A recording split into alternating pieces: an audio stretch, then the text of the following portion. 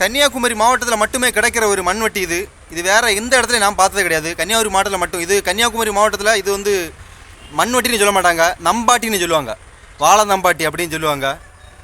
இது வெட்டுறதுக்கு நல்லா இருக்கும். நான் கேரளாவில் எல்லா டிஸ்ட்ரிக்ட்லேயும் கூலி வேலைக்கு போயிருக்கேன்.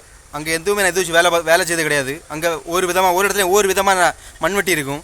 தமிழ்நாட்டில் பார்த்திங்கன்னா நாமக்கல், ஈரோடு, சென்னை, கோயம்புத்தூர் அங்கே எல்லாம் கூலி வேலைக்கு போயிருக்கேன். அங்கே இந்த மாதிரி ஒரு மண்வெட்டி நான் வேலை பார்த்ததே கிடையாது. இந்த மண்வெட்டியில் பாருங்கள் இப்படி தான் இருக்கும். இதில் ஒரு பிடி, அந்த பிடியை பார்த்தீங்களா, இந்த பிடியில் எப்படி ஒரு பகுதி இருக்கும். இது நம்ம கையை விட்டு வெளியே வராது. வெட்டுறதுக்கு நல்லா இருக்கும். ரொம்ப சூப்பரான நம்மாட்டி.